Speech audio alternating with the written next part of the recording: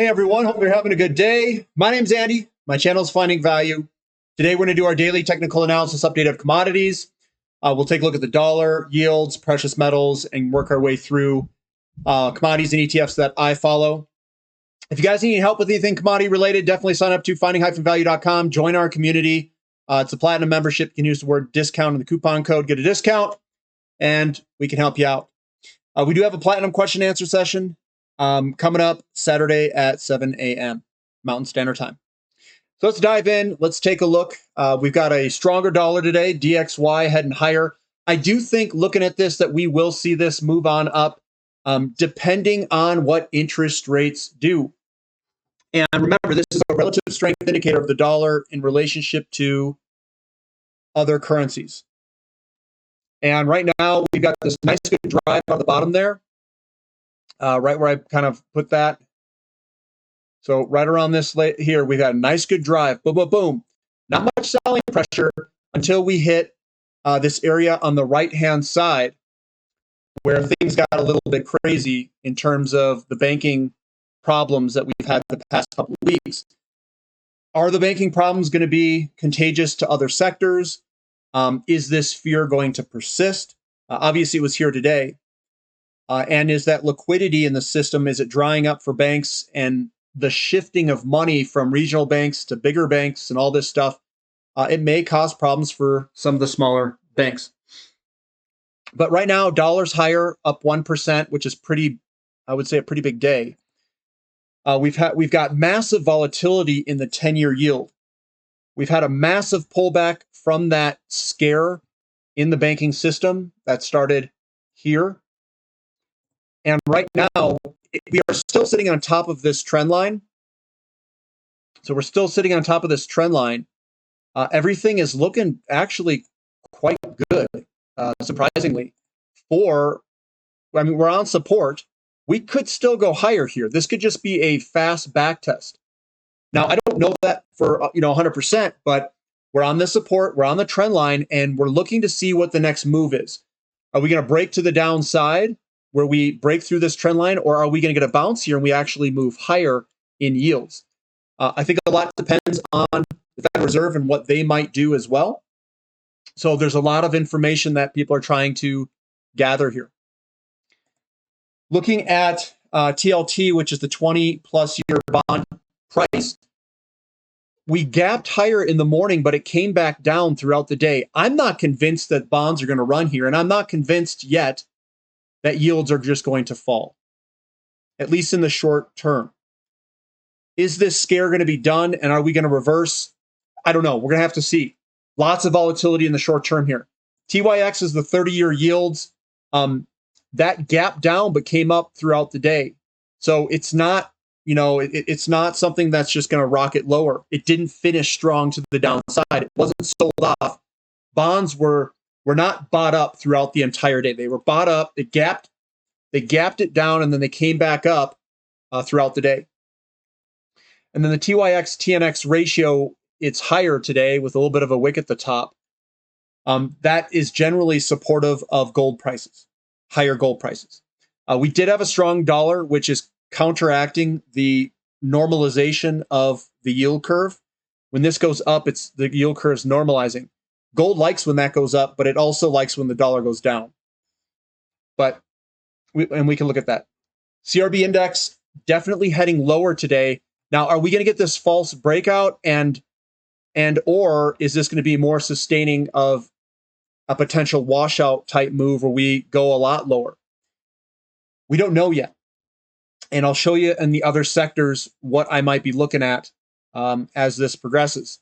But right now, we have broken to the downside for the CRB index, and it does look like it could potentially head lower in the short term. CRB to S&P 500, we're heading back a little bit, but we've broken to the upside of this downtrend channel. There's the downtrend channel. We've broken that to the upside, and we're doing a little bit of a retest. Gold is higher today. There it is. And we do have a wick at the top coming up against some resistance. Silver also higher, but we got a nice little wick at the top. Now, is this thing going to reverse back down, or are we going to continue higher? I think that highly depends on the fear of the market and that sustaining that fear. Platinum is heading lower today, and I hope it heads even lower in the future so I can buy some. But nice move to the downside. Hopefully we can get down to this blue line down here, 930, somewhere in that range. Hopefully very soon. XEU to gold ratio. So gold was higher today, but the gold and silver mining companies did not believe that move. So I have a reversal candlestick where this could actually head lower, and the gold and silver mining companies could underperform gold. As weird as that is. GDX flat, although gold was higher, which is right at resistance, this blue resistance line going across there. And then SILJ also lower, putting in a bearish engulfing where we could potentially head lower in the gold or in the silver mining companies. So this is kind of giving me, I'll say, evidence that, maybe that the fear is somewhat subsiding. Because, I mean, if gold's going to go higher, and if we have lower interest rates and all that stuff, we should be seeing these gold and silver companies go up and the price of oil go down. And we did see oil go down, but it looks like it had a sharp reversal. And we'll talk about that next. So oil, it was definitely lower today, but we had a sharp reversal throughout the day. We do have a big wick at the bottom. That is that reversal that I'm talking about. So if you looked at this from a 5-day perspective, very short time frame, you can see this kind of bottom pattern that came up.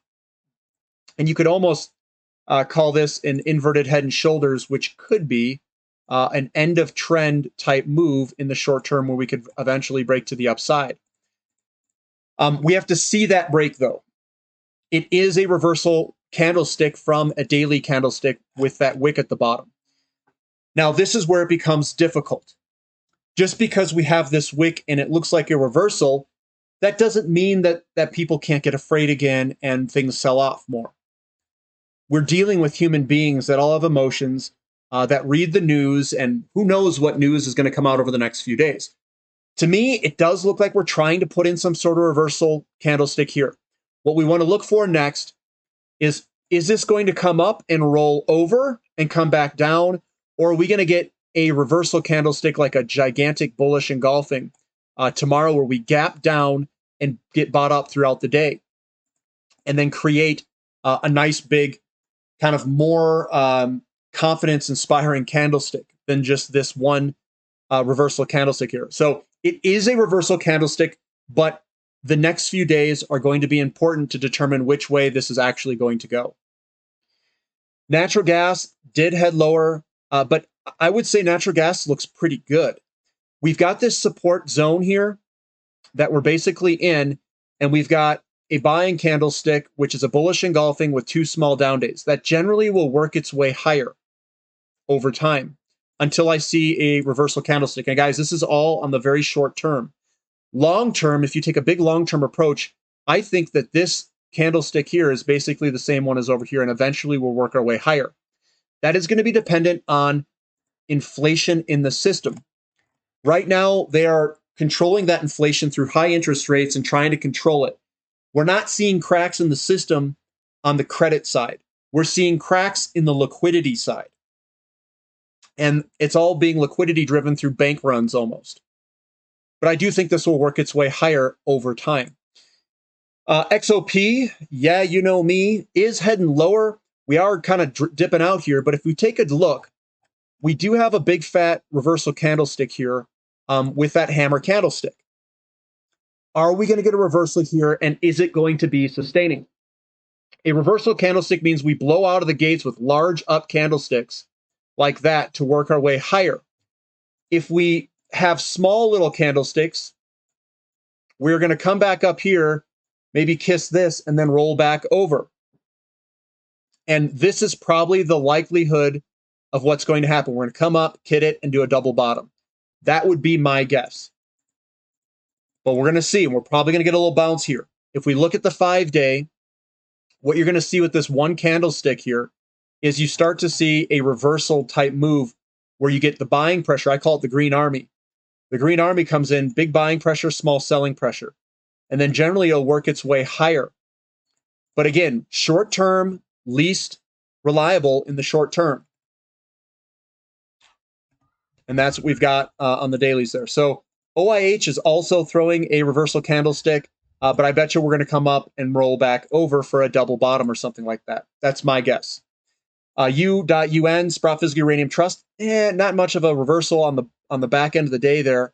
But again, we've got lots of selling pressure, and I don't see a reversal candlestick yet.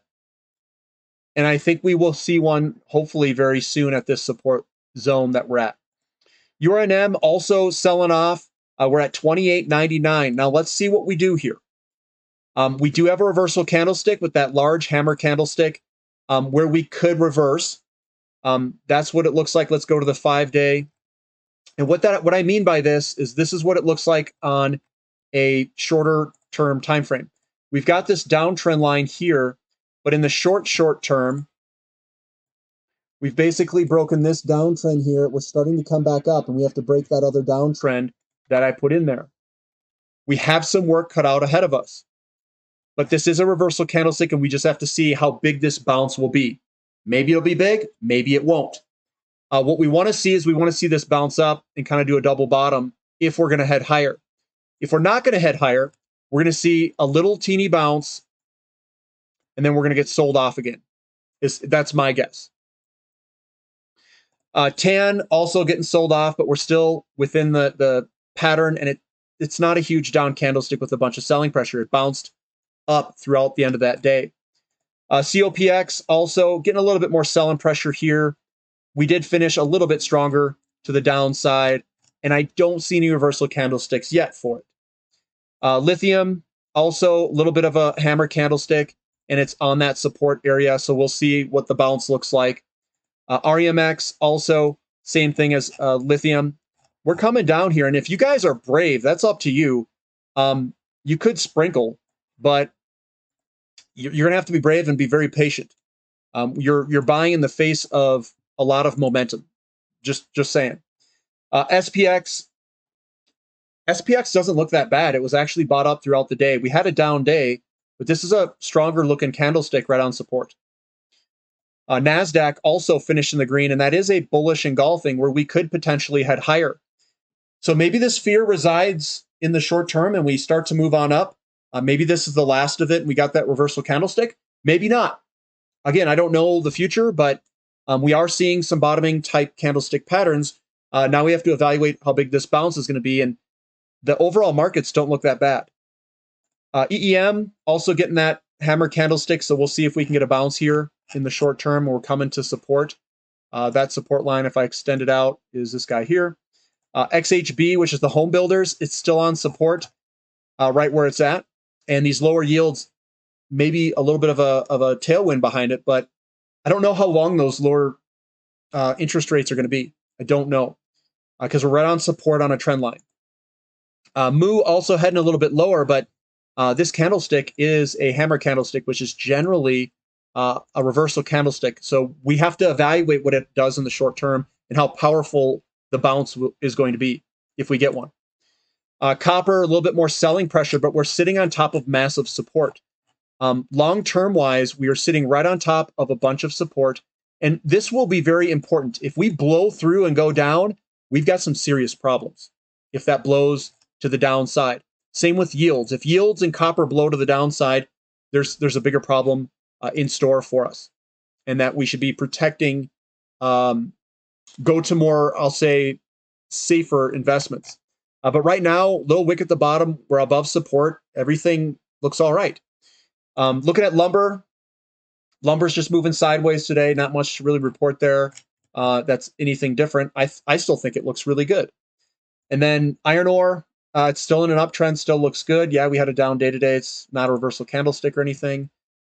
Nickel is still heading a little bit lower, but again, I think we're going to find support in this general vicinity, kind of right where it's at.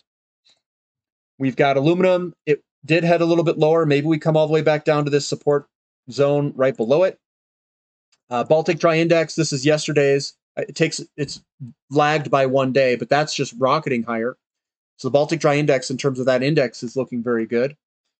And then we've got Newcastle Coal slightly lower. Again, I think we're going to find support in this general vicinity right below it. And then Ethereum is lower today.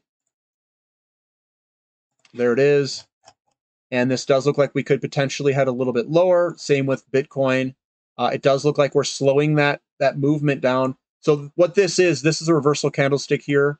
It didn't have much selling pressure behind it, but it came up and then got sold back off like that. And now we have to see if it does this or if it does that. That's my guess there. But that's what I've got for today, guys. Lots of fear in the market with the banks going on, these regional banks, money moving all over the place. There's probably forced liquidated selling across the board to raise capital. And that's why we're seeing a stronger dollar. That's why we're seeing selling pressure across the board. The question is, how long is this going to last, and how long is this fear going to be in the market? I think as soon as the fear dissipates, I think we're probably going to be all right. But that depends on how long that sticks with the market and how fearful people are and how willing they are to take money out of the small regional banks and force bank runs and all that stuff. But I'm not too fearful here. I'm feeling pretty good. And I'm just watching the markets. And I am not adverse to adding in some of these areas with stuff that's down. I am going to release a midweek update for everybody on the website, Platinum members. You can see what I'm doing, how I'm positioning, and what I think of the markets and which companies I would be adding into. Or if I'm just sitting in cash or raising capital for a potential turn. I'll go over all that stuff. And that's what I've got for today, guys. That's all I've got. So give me a thumb up for the content, subscribe to the channel, and we'll catch you tomorrow on the next update. This is Finding Value.